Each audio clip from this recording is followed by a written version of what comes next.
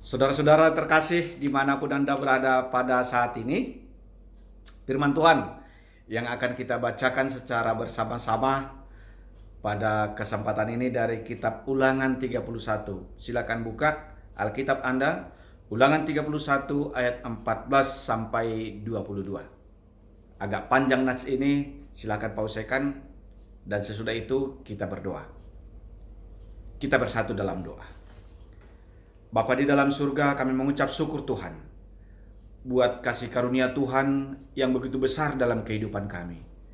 Lewat pertemuan kami dalam pembacaan firman-Mu, ajari kami Tuhan beserta hamba-Mu yang menyampaikan firman ini.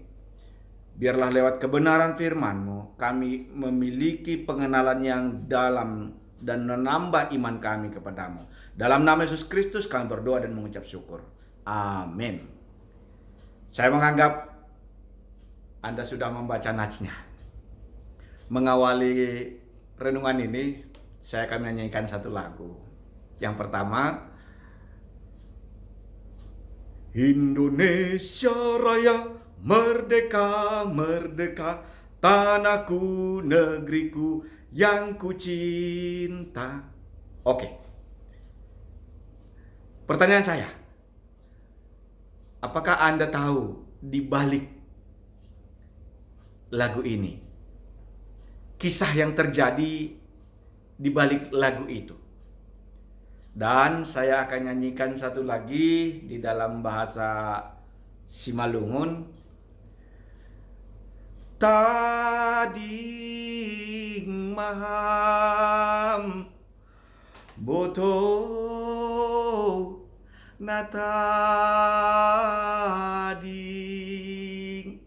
Kalau orang Simalungun dia pasti tahu itu.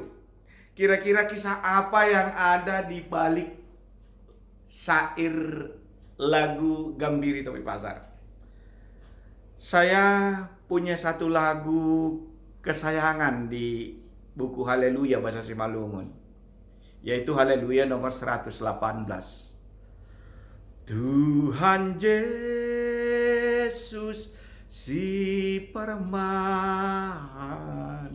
Saudaraku, kenapa saya terkesan dengan lagu ini? Ada kisah di balik lagu ini yang sangat berpengaruh kepada saya, yaitu ketika saya masih seorang pengangguran, saya disuruh memimpin lagu di pertemuan pemuda. Dan saat menyanyikan lagu ini, saya yang memimpin lagu ini, seolah-olah ada suara yang mengetuk, sekarang waktunya bagimu ingin sekolah. Lanjutkan. Dan saya memilih sekolah pendeta tentunya. Itu yang menghantar saya menjadi seorang pendeta saat ini. Di balik lagu itu, saudaraku, minggu ini minggu kantate, artinya bernyanyi. Nats yang kita baca tadi itu adalah satu kisah di balik nyanyian yang sangat terkenal, yang wajib bagi bangsa Israel, yaitu di kitab Ulangan 32. Ada 43 ayat di situ, nyanyian Musa. Tetapi mari kita lihat di balik nyanyian yang begitu wajib bagi mereka di segala usia, di segala tempat, mereka wajib menyanyikan lagu ini. Di balik lagu itu ada kisah, yaitu kisah di mana sesudah mereka keluar dari Mesir dengan perjalanan panjang melalui beberapa rintangan, mereka tiba di seberang kota Jericho, yaitu di sebelah timur Sungai Yordan. Mereka sudah 40 tahun bersama-sama dengan Tuhan, melalui berbagai kesulitan, melalui berbagai tantangan, mereka tiba dan mereka sudah melihat bahwa di depan sana sudah ada kota Jericho, yaitu kota di mana tanah perjanjian yang Tuhan janjikan bagi mereka saat mereka meninggalkan tanah Mesir sudah di depan mata. Dan tentunya mari kita ingat, si Musa Dia tidak bisa tiba di tanah Kanaan. Dia hanya bisa melihat tanah Kanaan. Untuk itu Tuhan mempersiapkan langkah-langkah untuk Musa dan juga untuk bangsa Israel. Saya akan bacakan kembali ayat 34, ayat 14. Kemudian berfirmanlah Tuhan kepada Musa, sesungguhnya sudah dekat waktunya bahwa engkau akan mati, maka pergilah, panggillah Yosua dan berdirilah bersama-sama dengan dia dalam kemah pertemuan, supaya aku memberi perintah kepadanya. Lalu pergilah Musa dan Yosua berdiri di hadapan kemah pertemuan. Saudaraku, kita catat ini sangat penting bagi kita. Sebelum mereka melanjutkan tahapan menyeberang sungai Yordan, ada pergantian pemimpin dari Musa ke Yosua.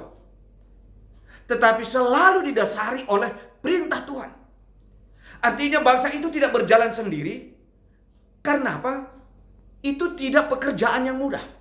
Mari kita catat, itu tidak pekerjaan yang mudah. Makanya Tuhan membekali mereka untuk melanjutkan perjalanan ini. Saudaraku, demikian juga dengan hidup kita. Kita tetap melangkah. Mungkin kita akan berbulan-bulan menghadapi COVID ini. Tapi jangan abaikan firman Tuhan, perintah Tuhan sebagai bekal bagi kita. Untuk melalui itu. Untuk bisa bebas dari pandemi ini. Mari kita lihat. Firman itu disampaikan dan Tuhan di ayat 15. Dan Tuhan menampakkan diri di kemah itu dalam tiang awan, dan tiang awan itu berdiri pada pintu kemah. Artinya saudaraku, di dalam kehidupan kita tidak boleh terlepas dari petunjuk Allah. Kisah yang tadi, petunjuk Allah supaya kita bisa melanjutkan tahapan-tahapan berikutnya. Apa langkah-langkah yang akan kita lakukan di dalam kehidupan kita? Kita tidak bisa luput dari firman Tuhan. Kita tidak bisa luput dari petunjuk Tuhan. Maka Tuhan menampakkan diri kepada Yosua dan Musa melalui tiang awan. Saudaraku, yang menjadi perenungan bagi kita adalah rupanya Tuhan tidak mengizinkan kita untuk bergerak jalan tanpa tuntunan Tuhan.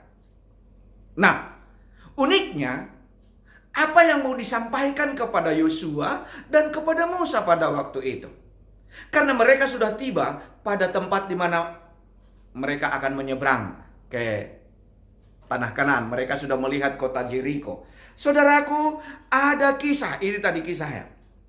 Tuhan berfirman kepada Musa, ketahuilah engkau akan mendapat perhentian bersama-sama dengan nenek moyangmu. Dan bangsa ini akan bangkit berjinah dan mengikuti Allah asing yang ada di negeri kemana mereka akan masuk. Mereka akan meninggalkan aku dan mengingkari perjanjianku yang kuikat dengan mereka. Saudaraku, pernyataan keprihatinan Allah ini akan karakter Israel. Allah sudah melihat kalau orang Simalungun berkata begini, saudaraku. Langna botoh daini lopah patar. Langna botoh daini lopah patar. Artinya kita tidak tahu apa yang akan terjadi pada hari esok. Tetapi Tuhan mempersiapkan itu bagi Yosua. Walaupun Musa nanti sudah tidak ada, tetapi Tuhan mempersiapkan itu bagi Yosua dan bagi bangsa generasi berikutnya. Yaitu di mana walaupun mereka nanti sudah tiba di tanah perjanjian itu, walaupun mereka sudah menikmati tanah perjanjian itu, mereka makan dan kenyang di tanah perjanjian itu, mereka akan berbalik juga. Ada karakter mereka yang turun-temurun, walaupun mereka sudah bebas, walaupun sudah mereka melihat kesetiaan Tuhan bagi mereka, tetapi mereka tetap jatuh melakukan dosa-dosa yang sama. Ada karakter mereka di situ, yaitu karakter yang gampang melupakan dan berpaling kepada ilah lain. Gampang melupakan perbuatan Tuhan. Gampang melupakan karya Tuhan yang begitu besar. Gampang melupakan karya Tuhan yang begitu besar bagi kita. Itu makanya saudaraku, yang sering terjadi bagi kita juga begitu. tobat aku. Betul tobat. Ulakon use. Aku nggak merokok lagi, aku nggak minum lagi. Sudah diberitahu nggak boleh. Tetapi yang namanya juga karakter akan mengulangi lagi. Tahun ini tobat, nanti kambuh lagi. Tahun ini baik-baik, nanti kambuh lagi. Covid ini sudah di depan mata, sudah banyak kesulitan. Tapi apa? Kambuh lagi.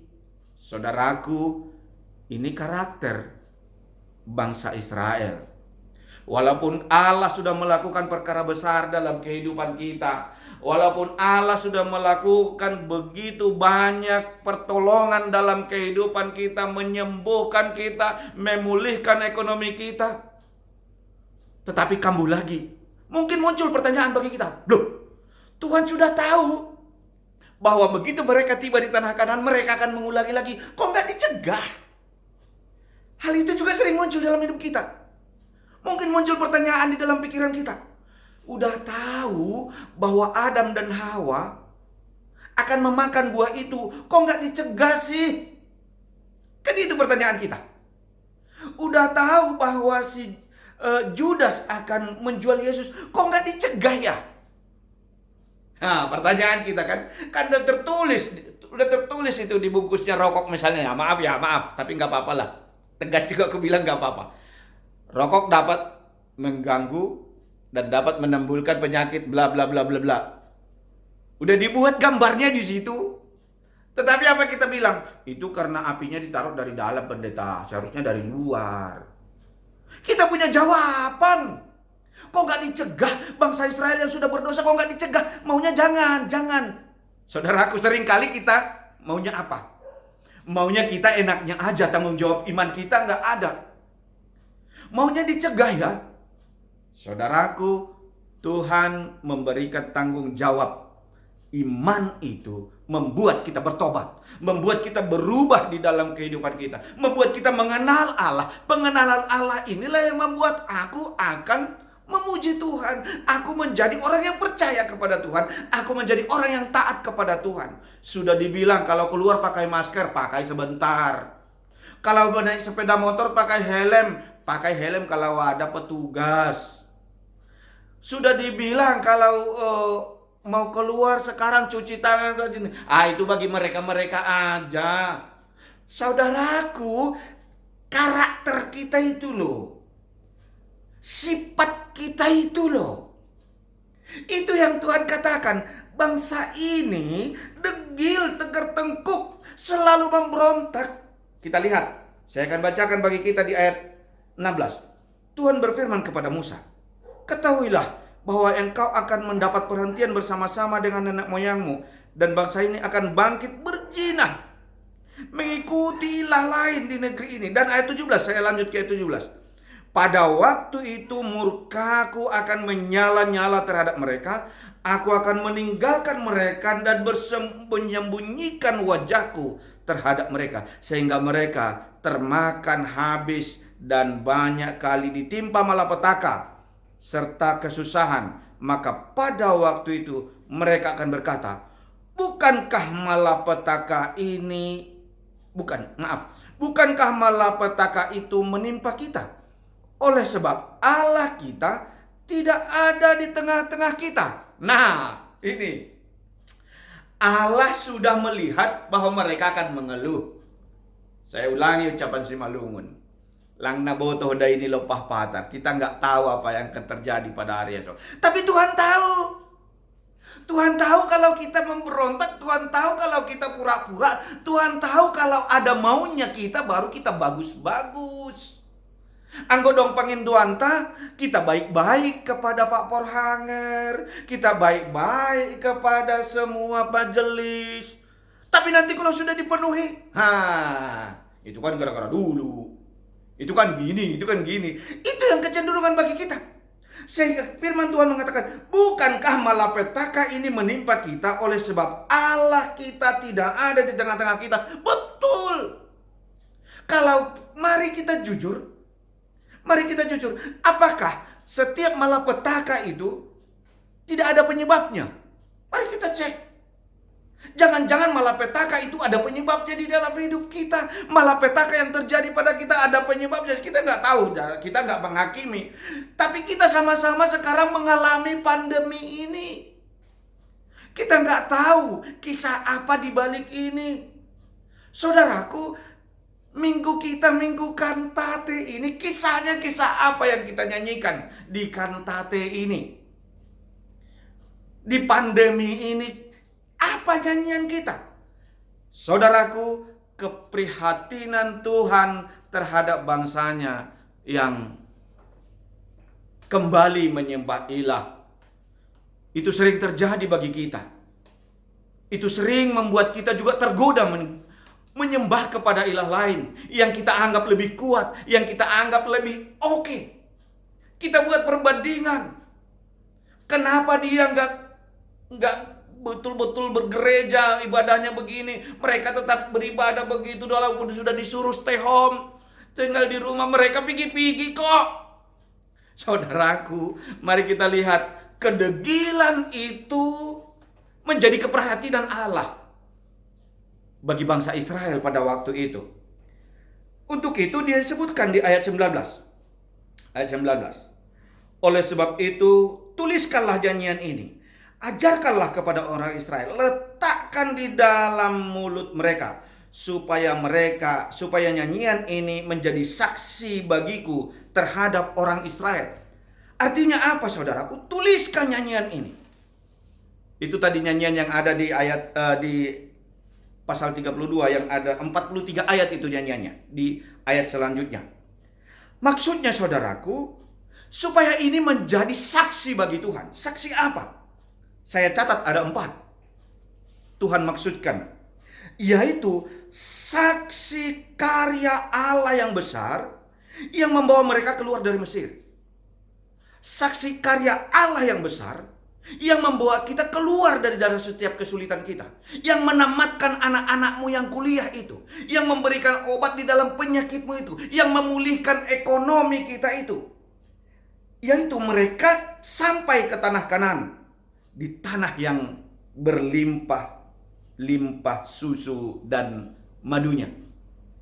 Yang kedua, saksi bahwa berubahnya kehidupan mereka. Yang dulunya mereka dijajah di Mesir, sekarang menjadi pemilik di tanah Kanaan yang diberikan Allah secara cuma-cuma. Saudaraku, itu adalah saksi berubahnya kehidupan kita. Jadi kalau nyanyian kita adalah saksi berubahnya kehidupan kita yang diberikan Allah kepada kita. Mari kita renungkan itu. Tahapan-tahapan perbaikan kehidupan kita. Yang ketiga, saudaraku, adalah tetapi juga menjadi saksi bagaimana mereka berpaling dari Allah. Walaupun Allah sudah melakukan perkara besar bagi mereka, mereka juga berpaling.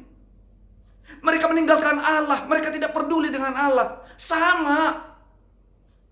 Begitu selesai pertemuan dari rumah kita ke rumah kawan juga enggak juga.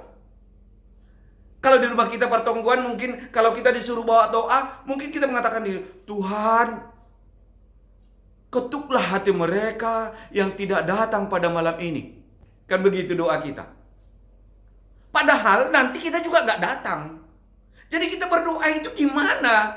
Kita yang mendoakan, kita yang mengingkari. Bangsa Israel juga gitu. Mereka sudah mengalami bahwa kehidupan begitu besar karunia Tuhan kepada mereka. Tapi mereka berpaling juga, mereka mengingkarinya. Saudaraku, yang terakhir yaitu saksi di mana saat Allah membuat perjanjian bagi mereka, tetapi mereka ingkar janji. Saya akan bacakan itu di ayat 20. Sebab aku akan membawa mereka ke tanah yang kujanjikan dengan sumpah kepada nenek moyang mereka, yakni tanah yang berlimpah susu dan madunya. Mereka akan makan dan kenyang menjadi gemuk, tetapi mereka akan berpaling kepada Allah lain dan beribadah kepadanya. Aku ini dinista mereka dan perjanjianku diingkari mereka. Saudaraku, jangan ingkari perjanjian Tuhan. Buatlah kehidupanmu bersama dengan Tuhan membuatmu menjadi lebih dekat kepada Tuhan. pandemi ini membuat hidupmu lebih semangat menyanyi untuk Tuhan. Kamu punya kisah hidup bersama dengan Tuhan. Kamu punya kisah bagaimana Tuhan menebusmu dan membebaskanmu. Selamat berkantate saudaraku. Tanamkan nyanyian Tuhan di dalam dirimu. Kasih Tuhan yang begitu besar di dalam kehidupanmu. Amin, kita berdoa. Bapa di surga, kami mengucap syukur Tuhan buat karunia Tuhan yang begitu besar di dalam kehidupan kami, secara khusus saudara kami yang mendengarkan firman ini, supaya kami boleh Tuhan berkantate, memuji dan memuliakan namamu, melihat karunia Yesus yang begitu besar menjadi penebus bagi kami. Dalam nama Yesus Kristus kami berdoa dan mengucap syukur. Amin.